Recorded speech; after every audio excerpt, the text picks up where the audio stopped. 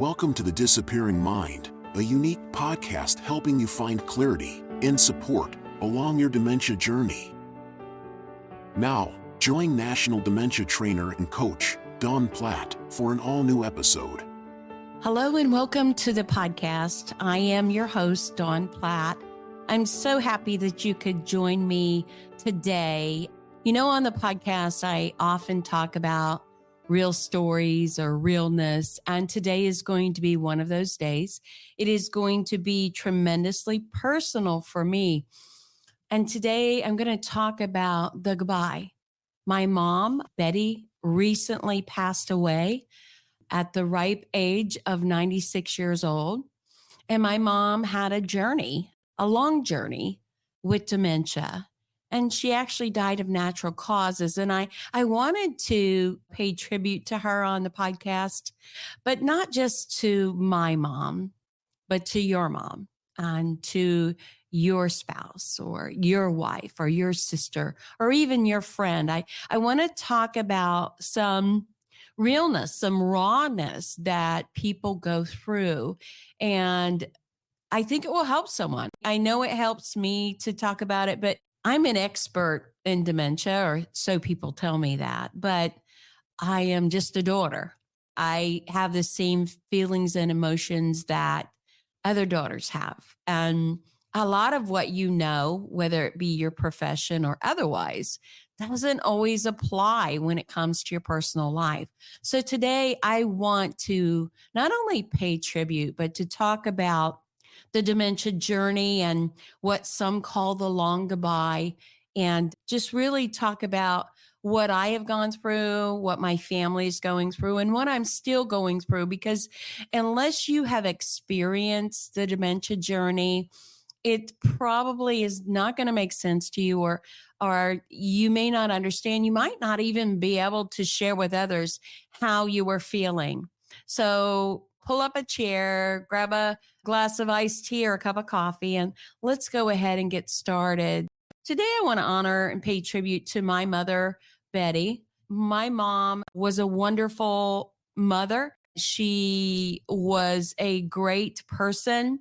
She was a very kind and merciful person. Mom lived to the age of 96 years old. I have had two parents live well into their 90s and a grandmother who also lived to be 96 years old. So I am used to having people live a long time in my life. And I also have seen a lot of people pass. I have experienced not only the dementia journey, but working in geriatrics most of my career, I've seen a lot of dying and the natural process of death, and maybe the suddenly or the unnatural process of death. But with dementia, it is quite different. And I think one of the reasons that it's different, or I guess the part that I'm going to point out today, is that it can be the long goodbye. Many years go by and people tell me, and I feel this way, that I lost bits and pieces of mom along the way. So I started saying goodbye many years ago. I have overseen her care for the last 7 years. I've managed her care, given direct care, as well as made medical decisions for her for the last 7 years. And it's very different than if you've had a loved one or a parent pass away that was more of a suddenly, than it is somebody that just continues to have declines. And so you're losing bits and pieces of them along the way. So with that, we made the personal decision after my mother started rapidly declining that we were going to choose to have mom placed in hospice house for the last few days of her life. And I will tell you, for my family, for me personally, this was a great decision. Not only is hospice a great organization, do a great service, but one of the things that it allowed us to do is to move from caregiving back to being the children and being the family of mom before she passed away. There are several things that I experienced, and I probably am like some of you who experience this differently. I know that in my own particular family and the families that I work with, everybody experiences and handles death and dying differently.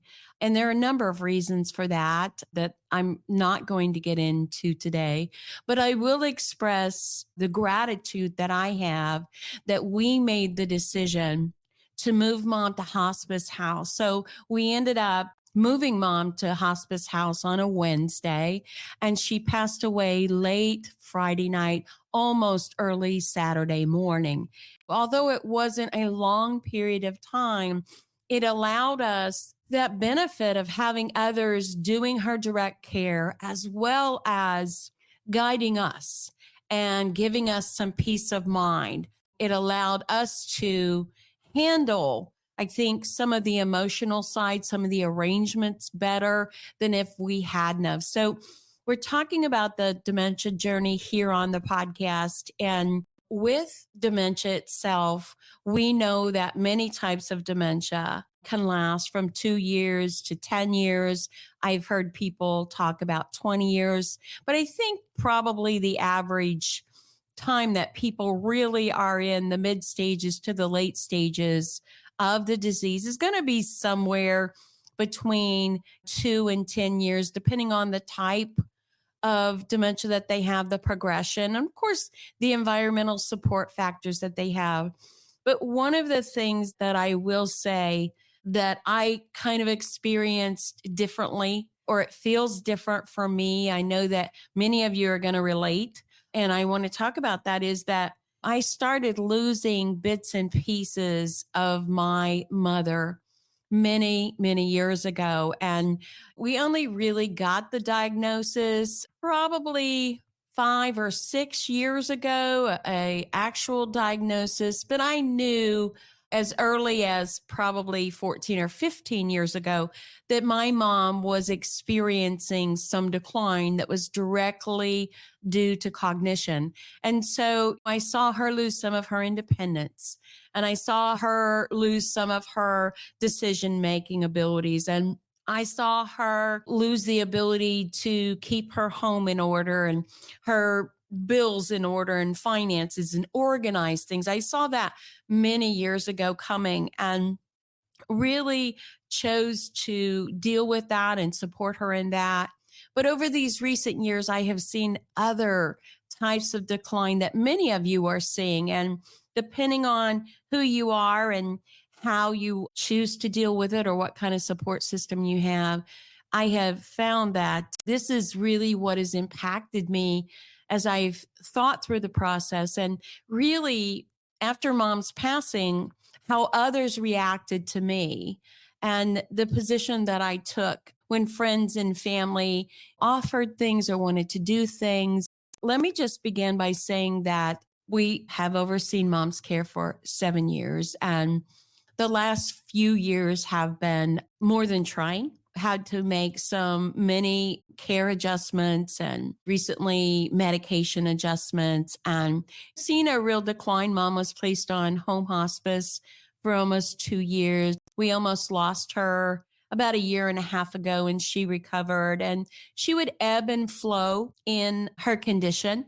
We've talked about other medical conditions will impact cognition or their ability to cope. And so dementia might become more prevalent or more unmanageable if there's another condition like an infection or any other medical condition is going to compound the dementia, possibly the confusion, maybe even behaviors. And that was the case with my mom. Making adjustments. We accessed adult daycare a few days a week, and that worked beautifully for some time. And then it just kind of quit working. It was really a little bit more of a struggle to coach her into going than the benefit. And so we've talked about picking your battles. We went through a lot of that. After mom passed, and we're talking very recently here, and I shared it, I have a wonderful team that I work with that have been hugely supportive. I communicated to friends and family obviously social media, some basic facts, and people just responded so beautifully. But not only myself, but I have a sibling who responded in the same way. And one of the things was that, and my daughter commented on this as well, is that people wanted to console me or come and see me or hold my hand, or they wondered if the family was gathering immediately. And my sister and my daughter both processed in their own way, and my other family members as well. We have family local, and then we have family in other states, and everyone is processing in their own way, as you will do. But one of the things that I realized very early is that I have been in the process and prepared myself to say goodbye for so long, and have said goodbye to so many aspects of my mother, her merciful nature, her kind personality, her family devoted side. All of those things I have seen come and go throughout the course of her dementia. It really was very different, is very different for me. And we are deciding as a family to wait. We're going to wait about a month, and then we're going to do a memorial or family remembrance service. One of the things that I noted very quickly is that I don't think that I in particular have grieved heavily. I think I'm grieving in a different way, and everybody does that. But what I found is that I needed to be busy. And my work in dementia care, my work with families is important to me. It's important because it is rewarding. And it makes me feel like not only have I helped my mother, but I'm helping others. And for me, that's the connect. That's the way that I release my grieving and my ability to cope. But one of the things that I really have experienced, and I got some really good advice, is that I became very emotionally fatigued. And I never had really looked at that before, what emotional fatigue was. I've been tired.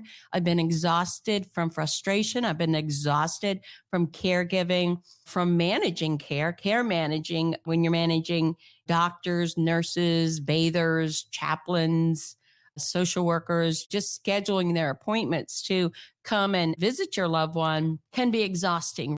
But this was emotional fatigue. And it was really just a few days, 3 or 4 days after mom had passed and the arrangements had been made and all of those things, when it got quiet, I became very emotionally fatigued. I found that I was having a hard time kind of coping. I had some fogginess. I didn't have a lot of clarity. I chose, out of wisdom, I hope, to not make certain decisions or not tackle too many projects. And I realized that this was all part of my grieving process. And I wanted to share it with you because, yes, have I been teary eyed? Oh, yes. And you will be too. But mostly it's been little things like going to the grocery store and not buying bananas for her, or the incessant snack on sweets or apple pies that my mother so enjoyed. That was just a delight for me, even though I don't consume those things. But I realized that I was emotionally fatigued, and that was so tiring. And I was talking to a friend and a professional colleague who gave me a bit of it, good advice I'm going to give you. And she said, over the next month and several weeks, I want you to just do me a favor. And that is, I want you to care for yourself the way you would care for others in this situation.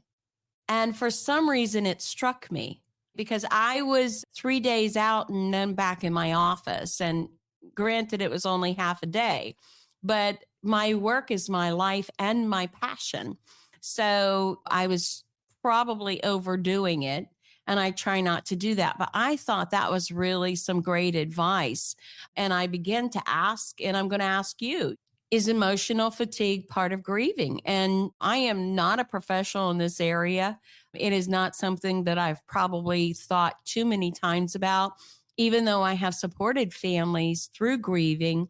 and through the emotional stress of the journey of dementia. When mom was passed, I no longer was the care manager.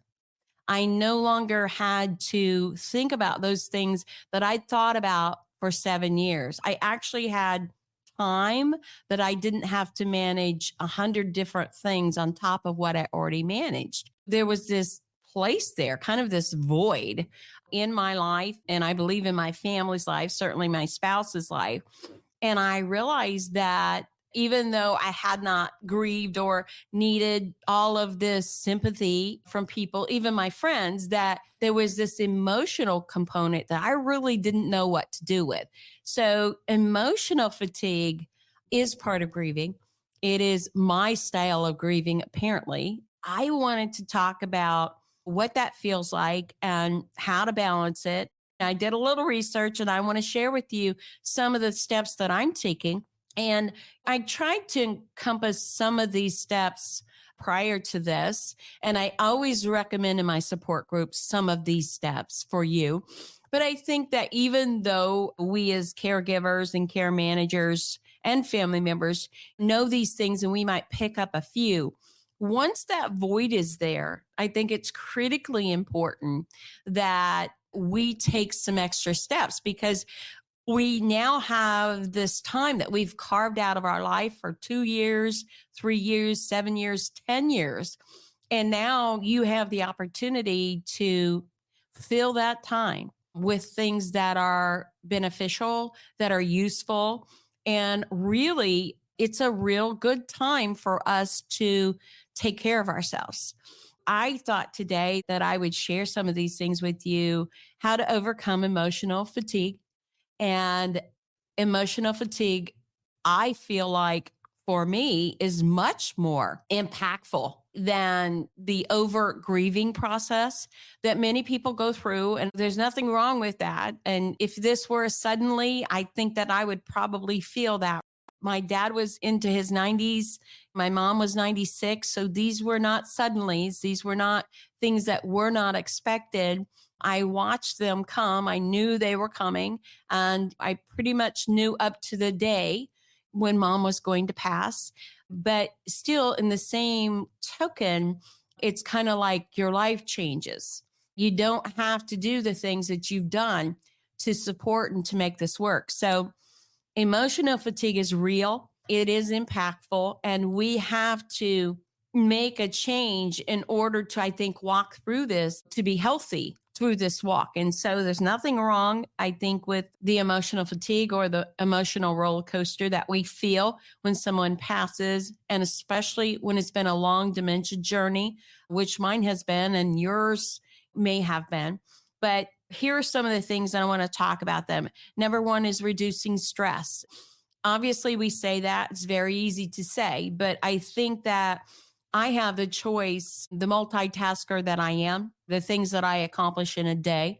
I have the choice to reduce some of that. I have taken it upon myself this last week to move some things till tomorrow, to move some things till next week, not touch them, not answer so quickly, because I don't want to address something too quickly, certainly out of duress. That's been good for me to be able to do. Connecting with others. I got the opportunity, and I want to mention this to you. So, one of the things that I saw with my own mother as she declined and as she was transitioning, my mother passed in perfect peace. There was no stress, there was no suffering, there was no pain, none of those things. She was at perfect peace up until and when she passed. But I said to my husband, I want to share with you, I actually saw a glimpse of the pieces of mom that I had lost during the journey, during the disease process, those things that I had given up that I felt were gone. I was able to reconnect to those again because during this process, much of the dementia symptoms, anxiety, hallucinations, stories were gone. They just were not there. Her being at peace, I got to glimpse that and really catch that glimpse of my beautiful mother, my kind and caring, merciful mother, and a lot of her personality I was able to see again before she passed. And I'm so thankful for that. So many people reached out and are sending cards and different things that I've taken this opportunity to dialogue with cousins and with nieces and nephews and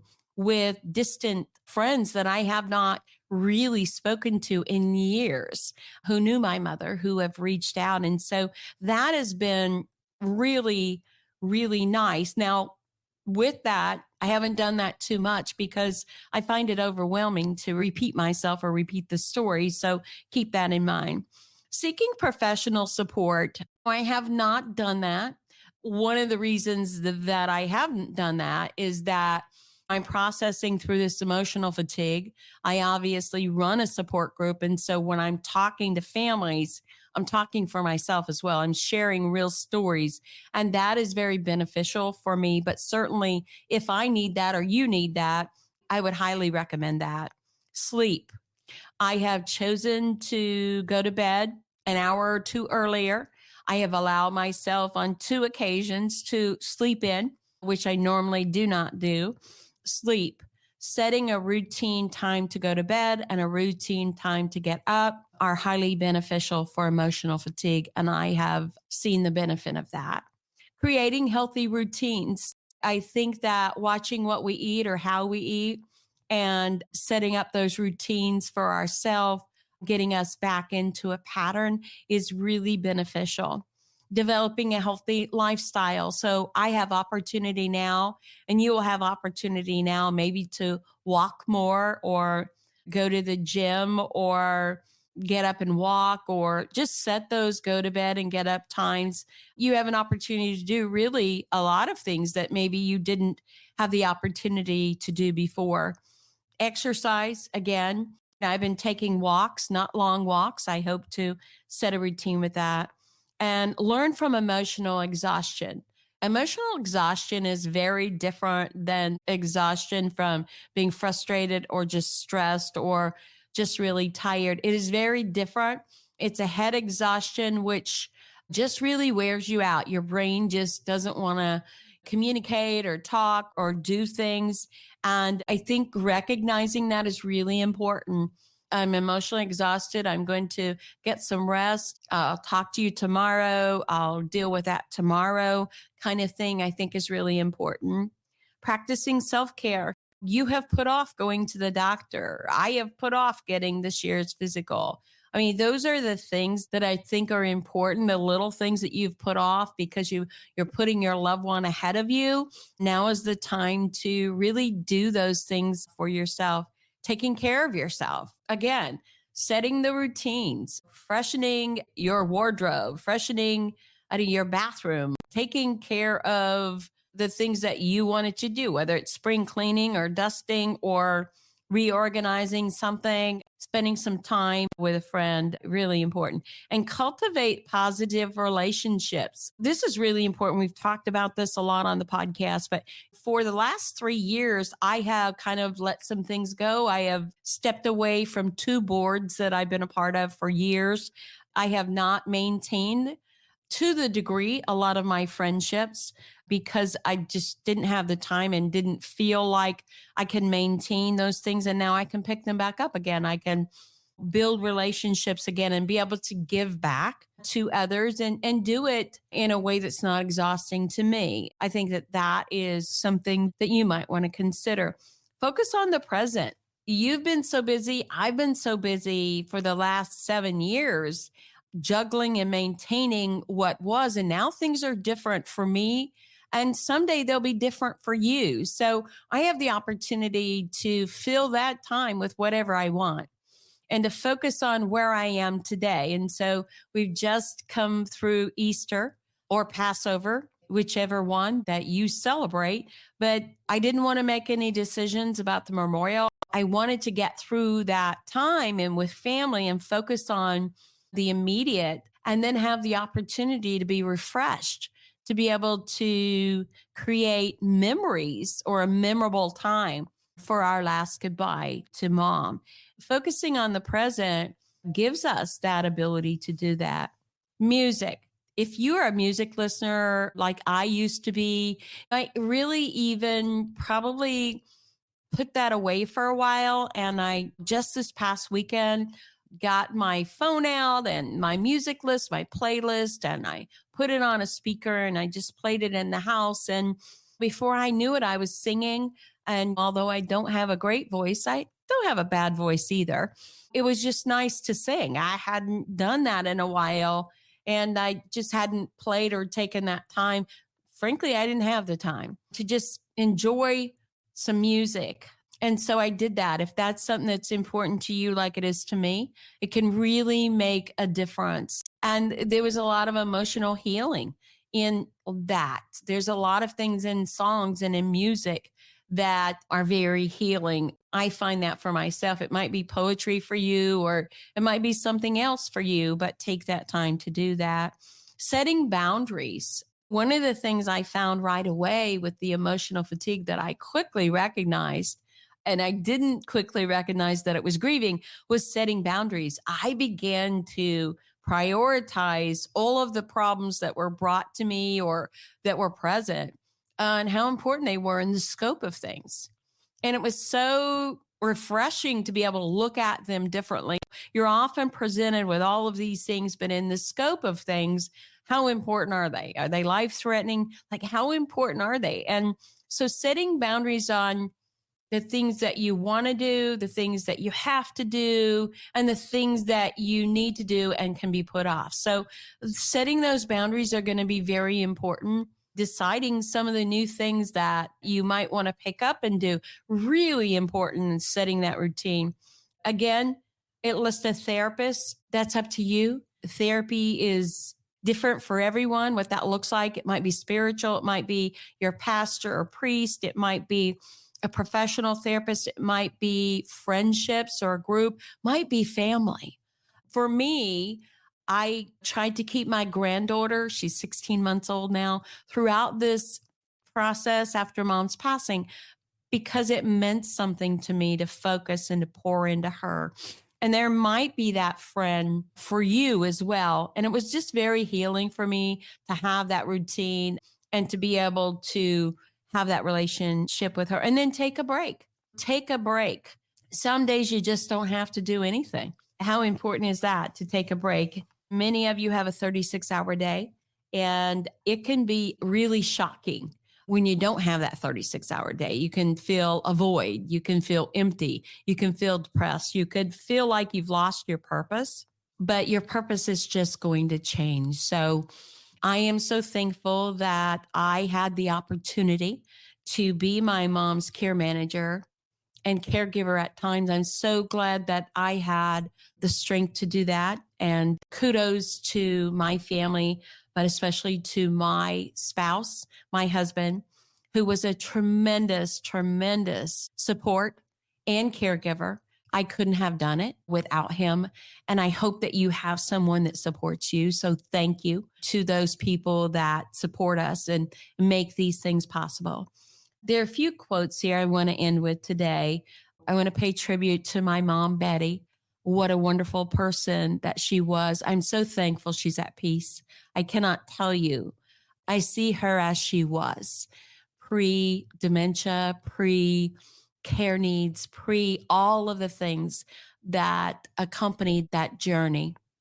And I've shared with you some of the stories, and perhaps at a later time, I'll share with you some of the things that I chose to do for my mom's passing, as well as her memorial service. But I won't do that today.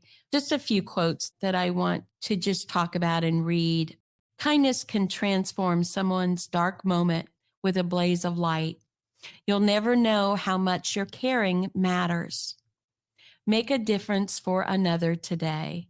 Amy Leah McCree. That was her quote. And you may not see it today, the difference that you make or the difference that you've made. But one day you'll look back and you will realize that if it weren't for you, quality of life would not be the same for your loved one, for your friend, for your spouse. And that is very true. I'm so thankful that not only did I have strong support for my spouse, but because of my background, I was able to make some solid decisions that provided my mom with quality of life at a time when that wouldn't have happened. And so I encourage you as a caregiver, as a family member, to know you are making a difference. You are transforming lives, and the decisions that you are making a difference. And if I get to see my mother again, as I believe that I will, that's my personal belief, she will tell me so. I'm very glad about that. To the world, you may just be one person, but to one person, you may be the world. Josephine Billings. My mother never forgot who I was. I work with so many families that is heart-wrenching for them when their loved one can no longer remember them. And though my mom was well into her dementia caused by head injury, she suffered from delusions, auditory hallucinations, lots of confusion, sometimes paranoia. My mom never forgot who I was.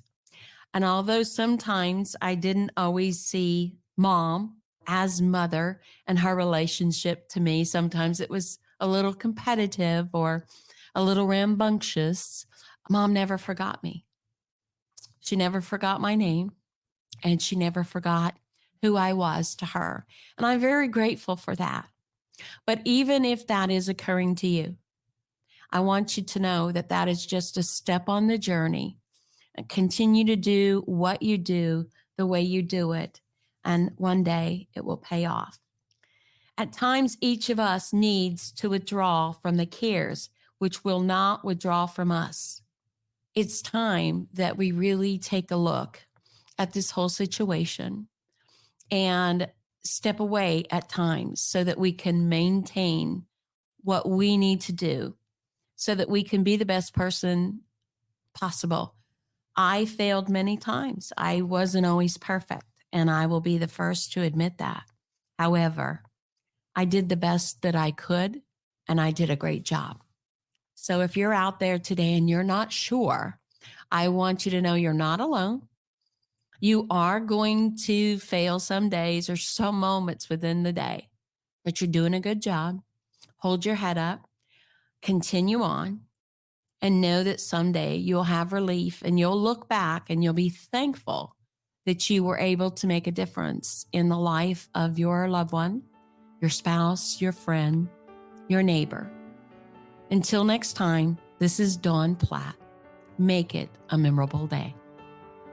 Thank you for joining us for the Disappearing Mind podcast. We hope it's helped you find clarity and support along your journey. Be sure to subscribe to never miss an episode.